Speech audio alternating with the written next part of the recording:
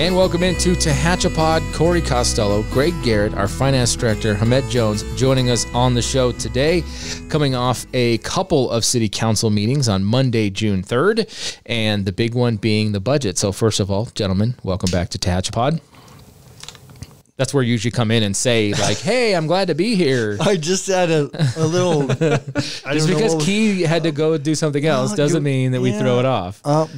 So okay, you're right. I would normally edit this out, but I'm going to keep it in. Yeah, thank you, Corey Costello, for hosting Hamed and I. Right, we're so privileged to be here. Yeah, thank you. That's what I like to hear. Yeah, right. So, okay. Well, the reason why, I mean, obviously, that we're talking not only recapping. Well, council, you didn't give Hamed a hard time just now. No, I'm setting him up right now. No, I know, but he didn't say hello.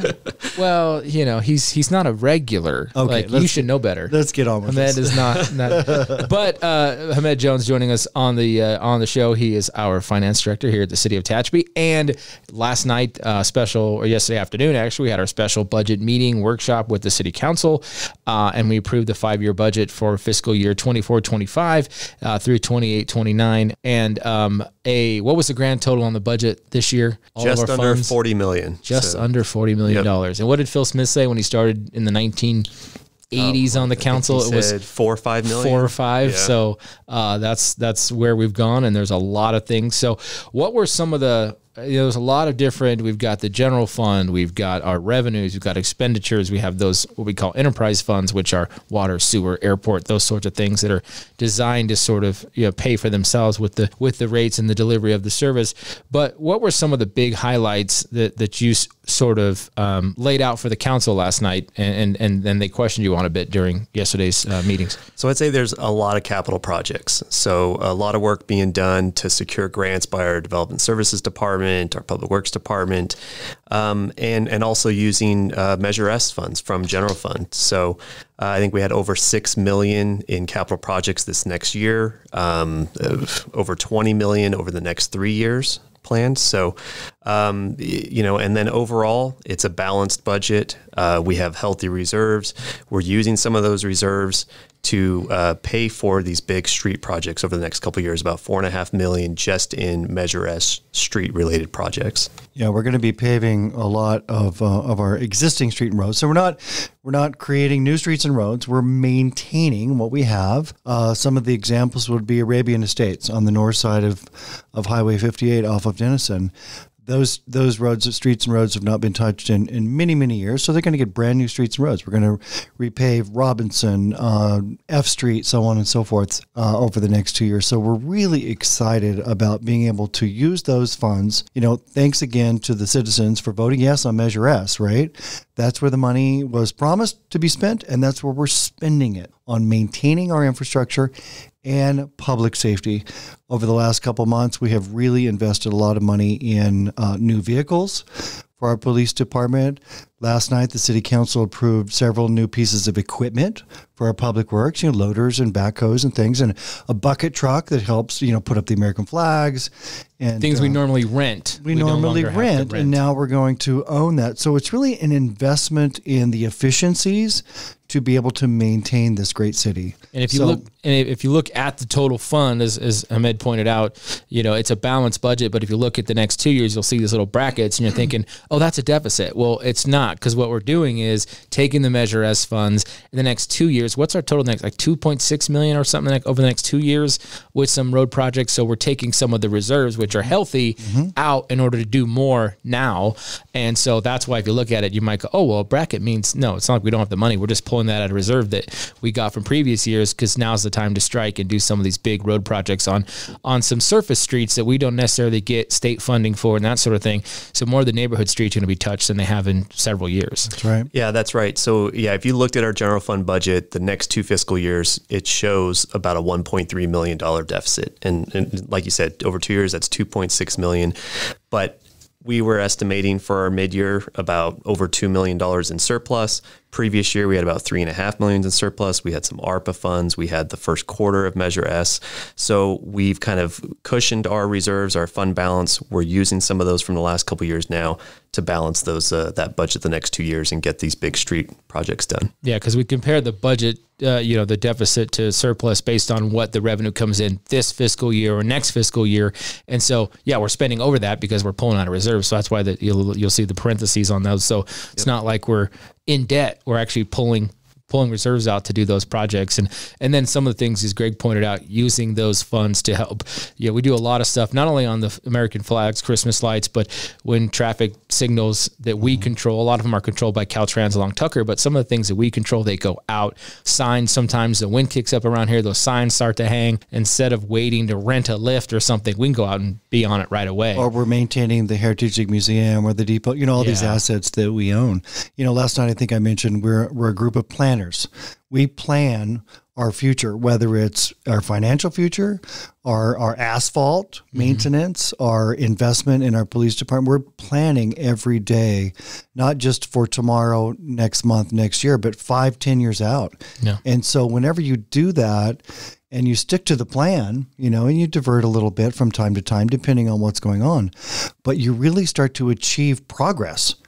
And then you notice it, and then you buy into it, and then you do more, and then people invest, right? It's all about that healthy community atmosphere. And what are some of the we talked about some of the projects already, but one of the slides, a couple of the slides you showed, Hamed, were the major expenditures that we have. And some of these projects, and actually you put on the slides, and folks can even see that in the agenda, but what the funding source was, because some are federal grants, some are a combination of federal grants and then Measure S funds, or whether it's SB1 money, which is the gas tax we get from the state. Usually it's not enough to do much. And so the ability to have some Measure S money to help with those road projects is huge. So what were some of the some of the things we're budgeted for, at least major project wise, the next couple of years? So the biggest one we had dollar wise was the Denison bicycle and pedestrian improvements. So that's at $2.1 million. All completely covered by a federal grant. We touched on the street pavement rehab. That's a little over $2 million. Most of that Measure S, a little bit coming from SB1, like you said. Transit center sidewalk connection. Again, that's state grant funded. A roundabout at Tucker and Highline, federal grant, also county and city traffic mitigation fees. So, and then more street work, Capitol Hills area resurfacing, $345,000 and so on. So just lots and lots of projects going on, lots of different funding sources going out there. Traditionally we'd probably try to protect and not use the general fund, as much as we can. But in this case, we've got those healthy reserves. We have the Measure S money. We want to use that on maintaining some of these roads. And two, a lot of these as well, like the Denison bicycle and pedestrian improvements, a lot of the funding, whether it's federal and especially state, they want those more active transportation grants. They're not looking to give you money to fix your roads. They want you to add another piece. But as part of that, you end up fixing the road a little bit as you're adding a bike lane. In this case, we've got some sidewalks and bike lanes going in. But I feel like the narrative's almost switched to now we're such an active community. The East Tehachapi, the Tehachapi Boulevard bike path being one of them, and Antelope Run and things even out to Golden Hills and the Freedom Trail, that we have so much of an active community. People now, they want bike lanes, and this is an opportunity to connect some of the stuff we already have into the Tehachapi Boulevard bike path. And so more and more, I feel like it comes out that like, oh, we're missing a section here. I mean, I know on Denison, there was not even a sidewalk after a certain point, and you had to run in the dirt or ride on the shoulder, which was very tiny. And so people now more and more expecting, and they like to see those projects that are connecting the active transportation. What else on the major? We talked about some of the vehicle purchases and that sort of thing, which Public Works, and some of that too is a state mandate these days, because the backhoe we have is perfectly fine, but the emission standards continually change, and the state comes back and says, hey, I know you've got this backhoe and it's probably great for what you have, but the emissions aren't right and you have to redo it. It's really a bummer, because somebody in Arizona, whether it's personal or maybe a public agency, the city of Phoenix, I don't know, they're going to buy our equipment for a steel, right? Because we auction it, and then we're required to purchase this very expensive. We're going to spend a couple $100,000 on a tractor, a backhoe, and a bucket truck. $500,000. Yeah. And it's really a shame because those pieces of equipment work just fine. We maintain them just fine, which you would expect.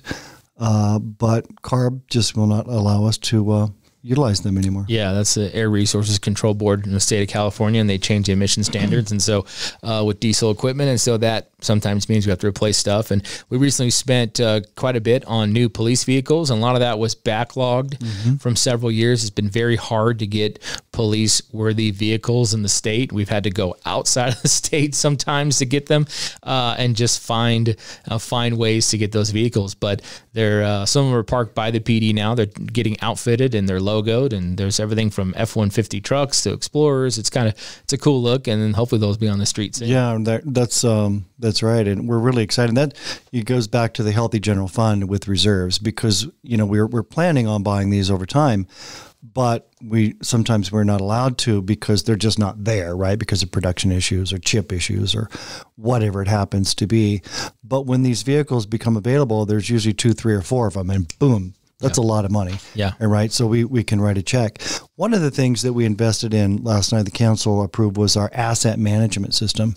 So we're going to be purchasing some software. Our Public Works Department has done a lot of research on this, and they're going to be plugging in all of our assets. And you think about what we do as a corporation, right? We're Public Works, we're public safety, we're planners, as I mentioned, but we have assets throughout, and those assets are put to use, but we want to make sure that we're managing all of those assets, those people, the equipment, all of those sorts of things. So over the next year or two, we're going to be loading it in and able to create more efficient work orders, and just everything that we do.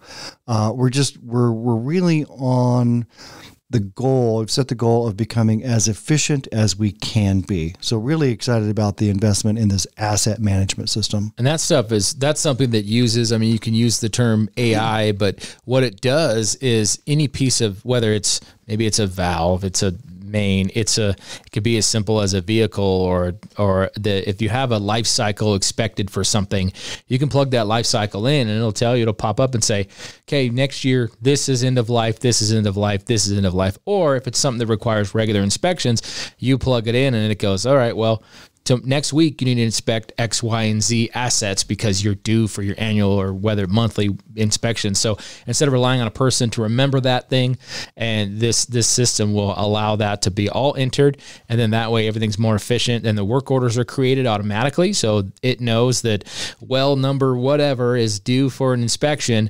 It's going to create that work order within whatever time frame, and then it goes into the system, and someone can go out there, they can check it out, they can remotely sign off on the inspection via a tablet, whatnot. And so it does actually create a lot more efficient process using something like that as opposed to just a paper log or something. I think we take a lot of things for granted. You turn on the tap, the water comes out, you flush your toilet, it goes to the wastewater treatment plant. But the system that processes all that, it ages. And so you have to keep track of these things. What's the age of your water system? What's the age of your valve, as you mentioned? What's the age of this and that? And you need to, lube things and grease things and replace things. Last year we replaced the Denison water main line. Because it was leaking here and there. Again, we had a healthy reserve, so we were able to do that. But you need to maintain the infrastructure. If you don't, you're going to pay for it in a big way. Yeah.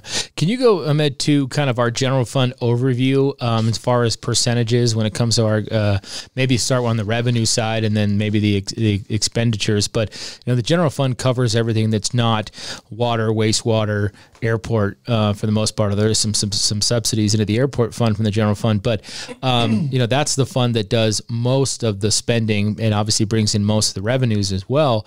So how are those percentages kind of broken up, at least the big ones within the general fund?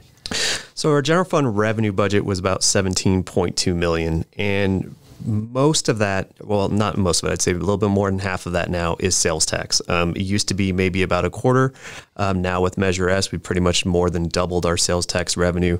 So that's our main revenue source. At 51%, it's about $8.7 million. After that, you've got your property taxes, your TOT taxes, and they're all pretty stable taxes, just kind of slow, modest growth. But the Measure S really has boosted our revenue, allowed us to be stable, and given us those good fund balances. And we budgeted conservatively against those anticipated revenues, and we always tend to, but we might think one number is going to come in. A consultant may say, oh, it's going to look up here, and we can budget it up there, but we see that time and time again, whether it's other cities or the state's famous for it.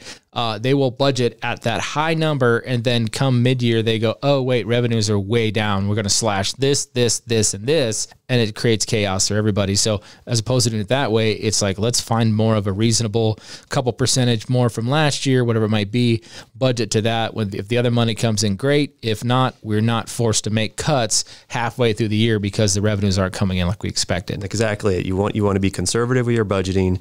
If the numbers come in higher, then that's what our mid-year adjustments are for. Now that we've actually seen the actual revenues coming in at that point, we can revise them and make proper estimates at that point. Yeah, and true to form, and maybe even more so than we anticipated, we knew going into Measure S, and a lot of the messaging from the research we're able to do based on visits of major city businesses, about 80% of those visits are coming from people that don't live in the city, whether they're just passing through and stopping at Pilot Loves and getting gas and food and moving on their way to wherever they're going, or they are shoppers from the unincorporated areas around the city. They're coming in, they're utilizing those services, paying the sales tax. That money is a big benefit. It's almost 4-to-1 for a city resident because they're getting the benefit of that extra spending. And this is why we're able to turn around and do some of these projects to improve, the city services that they're living with daily. Yeah. And we, on Measure S, we have quarterly calls with our consultant to go over this, the estimates, and it's really been remarkable seeing kind of, what new revenue is coming in now out of that Measure S. I mean, the online sales, the car sales, these were things we were not getting much, if at all, in the past. Now we're getting that 1% of that. That's a big component, and it's allowed us to revise our Measure S estimates a little bit upward. We're still being conservative with those, but we feel we're working with pretty good numbers right now. Yeah, and on the expenditure side, and kind of keeping the conversation going with Measure S, obviously we've talked about the roads and the public works projects and public safety to an extent. We're getting to the point where, knock on wood, Tehachapi Police Department's fully staffed. We hope we can keep it that way for a while. There's been some great new hires in that department, but also we talked a lot about public safety in general during Measure S, fire being a big part. This is one of the years where that fire payment is starting to be increased to the County of Kern as a contract city for them. And so, a lot of that money is still going, and will continue. That payment continues to grow for the next several years. And then after that, it'll probably be up around where it was, where it is currently and where it's going to be. So public safety and fire is still a big part of those Measure S funds. Yeah, and we talked about earlier, of course, using Measure S on these street projects. Those are the $4.5 million over the next 2 years. But the big component, like you said, is kind of preserving our public safety and the fire contract. So fire contract next year is about $1.3 million. That makes up about 7% of our general fund budget. If you fast forward that in 4 years, when we see the kind of the full extent of what that contract has risen to, that's almost double at 13%, and you're at about $2.3 million of the general fund budget. So that was another reason, when we put Measure S out there to the voters, we knew we were going to see these big fire cost increases. And so it's great having this revenue to be able to maintain that, allow for those increases, and still preserve police. Our police budget right now is about 35% of the general fund budget, which is a great number, by the way. Yeah. A lot of cities are hovering around 50, if not over 50%. And best practice is always try to keep it, because police departments are expensive. There's expensive equipment, insurance, liability, all sorts of things. Obviously employees, because you want to have officers, and people are the most expensive asset we have. But it's a 35% number is a very healthy number, because most cities are at or above 50%. Yeah. What are the other major kind of expenditure type things that make up that section of the budget? So, the general fund has these transfers out to the capital projects. So next fiscal year, $2 million for the street rehab project. We talked a little bit about some of the other one-time costs, a lot of one-time capital outlay costs. So there's the police vehicles, there's a radio encryption upgrade from the police department, a lot of public works, vehicle purchases, maintenance of our facilities, and so on. And then, a lot of the other stuff, then the fire contract we mentioned, but everything else kind of just maintaining, what operations and keeping things running smoothly and efficiently. Yeah, and going back to the fire contract piece too, there's a reason why the next couple of years, while that contract is slowly ramping up, this is a good time to spend some of that revenue on the roads and public works projects, because 3 years down the road, when that fire contract's around the over $2 million threshold, we may not, who knows, with growth, yes, in terms of the revenue, we may be okay to still do a lot of both, but this was a good time to probably take that opportunity. Yeah, you can see that when in our budget, you see the 5-year kind of snapshot of our general fund budget. And yeah, we were going to see, $2 to $3 million surpluses in these next couple of years. But as you said, as that fire contract continues to increase in those outer years, we're not seeing those large surpluses. Those surpluses are kind of dwindling down. So you're exactly right. Take advantage right now when you've got these surpluses before the fire contract really hits its peak. Do some of these one-time projects and equipment expenditures. Anything else on the budget, Greg, Hamed, kind of standing out? That I'm just sitting here thinking. I was listening to the two of you talk. Corey, you're a great host and good interviewer. Hamed, you've got the numbers perfectly memorized and done, and it's in your head. And so it just makes me proud that we have such a great, well-oiled machine, if you will, and things are clicking along. And again, we have a nice plan. Yeah. So I would encourage people, if you want to know more about the budget, call me, call Hamed. We can meet with you, certainly. Yeah. On your tax dollars being spent in your city, which is what the city is all about, right? Local control. Measure S allowed us to, divert or keep the money that's earned here, because all of those sales tax dollars, they're sent to Sacramento and they don't always come back like the state promises. Right. And so Measure S has allowed us to keep and retain and utilize and invest in our own town. Yeah, it's the best. Yeah. And it's been a great education for me over the last, 4 years and change, being involved in the budget process, as much as like you sit there and your eyes want to bleed. Hamed, you are a hero for being able to do this on a daily basis, but to understand the funding, where it's going, where it's coming in, where it's going out, the priorities. And I'm actually proud of the fact that we're doing what we say with Measure S. I mean, and I think I'd mentioned that right after it passed. I said, I'll die on this hill. Like we're going to do what we say we're going to do. It's infrastructure, it's public safety, dispatch, those sorts of things. And we're putting our money where our mouth is. So that's great to see. And that was exactly my opening statement last night. As we started the budget hearing, the meeting, I talked about how I'm very proud of the fact that the city of Tehachapi, passed Measure S. The trust was put into our hands, and we're doing exactly what we promised we would do, unlike other government agencies above us. And sometimes things come up and it matters. We didn't realize it, or it wasn't budgeted, and we think, you know what? We need to do that. We have the money. Let's handle this issue now, as opposed to saying, well, we got to wait another year, that sort of thing. So I know it makes Hamed's life crazy. And we're just hitting the tops of the waves here. Yes. The tops of the waves with the budget. There's so much more. It's award-winning budget. For the last several years, starting with Hannah Chung, and she's now actually a council member, so she actually knows how the system works, which is really great, because then she can ask legitimate questions and pull things out that we might not necessarily state, because we're just doing that every day. It's just kind of day in and day out, but she's pulling information out, which is absolutely astounding. It's the best way to be.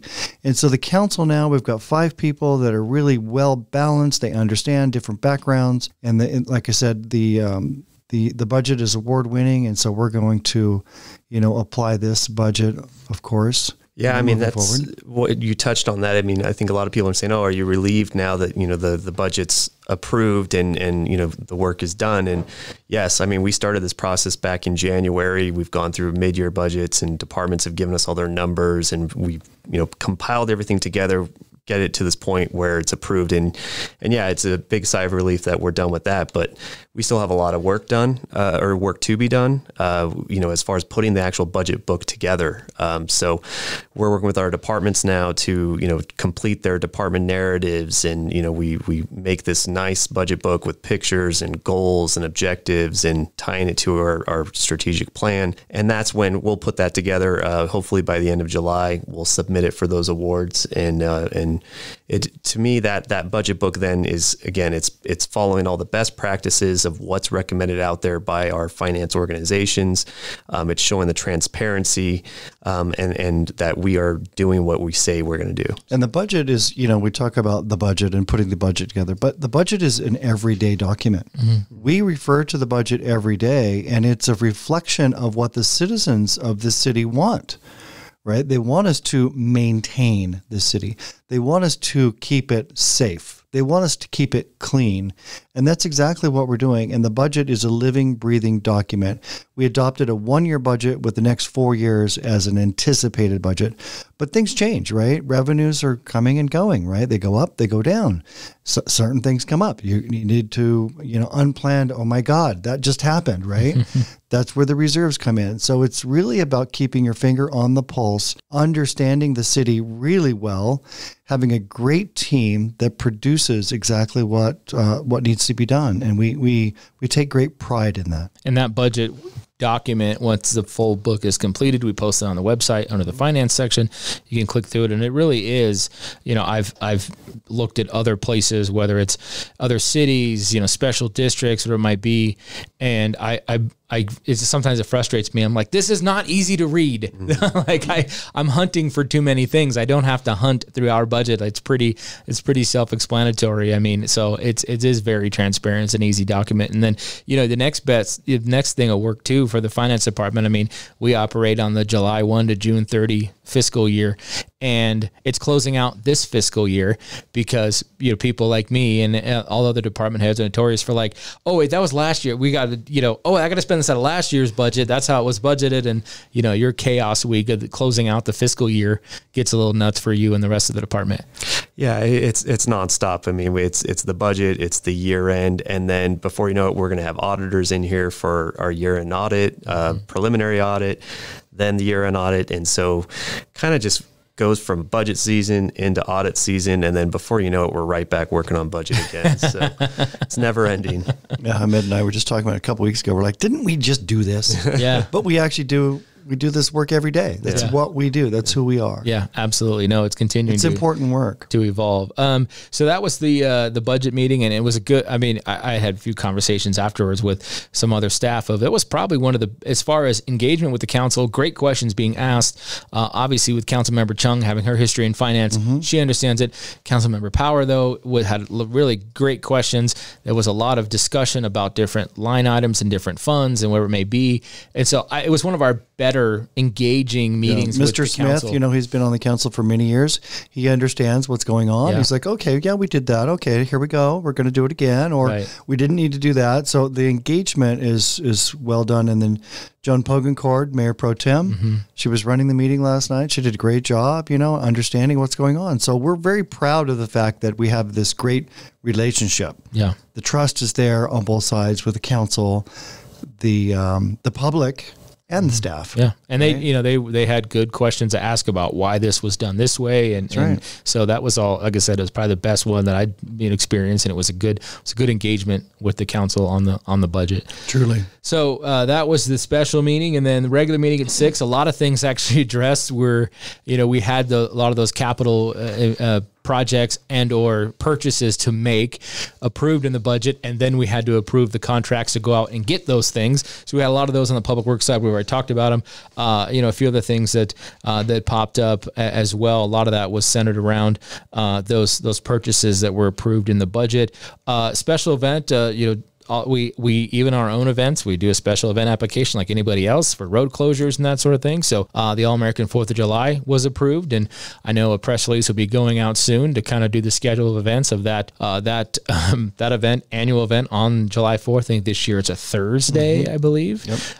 And so, a lot of partnership. TVRPD's got the All-American 5K. We've got the Ed Grimes Memorial Pancake Breakfast as normal, music. TVAA's got vendors in the park. We'll have food. We've got, of course, fireworks in the afternoon, in the evening, the Bad Bulls event that TMRA puts on. So, but the part of the city's part of that was handled in terms of the special event last night. So looking forward to that event again coming up here in a little less than a month. Right. So a great collaboration with Tehachapi Valley Recreation Parks District with the collaboration for the lessons for pickleball, which is really great.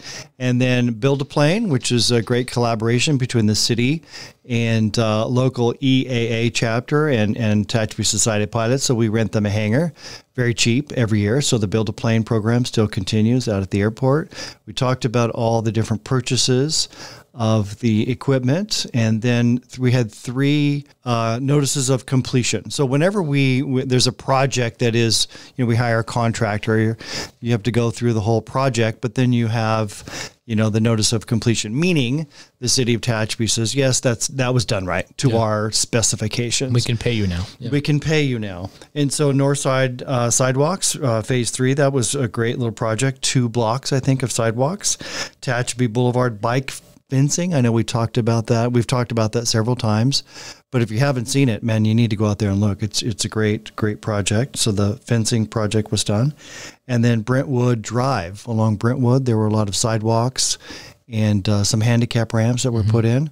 So all of those were notice of completion, and we're really excited about, being done, checking those boxes, and then moving on to the next project. And then we applied for a grant. We will be applying for a grant, Urban and Community Forestry Grant Program. So 300 or 400 trees in the Antelope Run area, which is going from Walmart south towards Warrior Park. That's a great path that people walk and ride their bicycle on.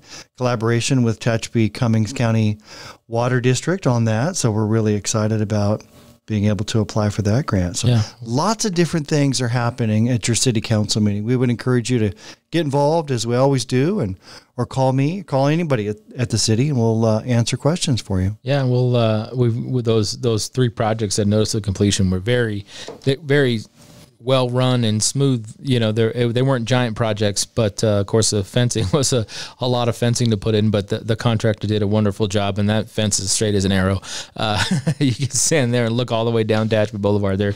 They did a phenomenal job. So, and then hopefully, we get that urban and community forestry grant, similar to the grant, different organization, but similar to the one we did years ago that put the trees on the Tehachapi Boulevard bike path and on the medians in Curry. So hopefully we get one similar because of our past success with a grant just like that from a different organization. So we will see. It's pretty competitive, but hopefully with the council's resolution and support, we'll get that grant. So that was it for council. I think probably we should bring up too that we've got a special event of our own, I guess, on Monday, as the ribbon will be cut and the fence taken down and opened up at the new Valley Park. So another grant-funded project through the state of California, the Clean California Grant Project. Once again, though, we did need to use some of our general fund money that we had to put into that project, but we're really excited about opening the Valley Park.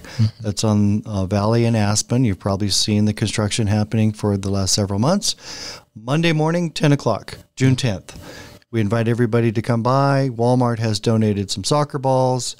We're going to allow the kids to put their hands in wet concrete, kind of memorialize that day. We're really excited. So everybody's invited to come out and join us, 10 o'clock Monday morning. Yeah, we've got some soccer ball giveaways. We've got a couple hundred to give away to the kids. We've got the Tehachapi High School boys and girls soccer team. They're going to be out there doing little instructional clinics on the field.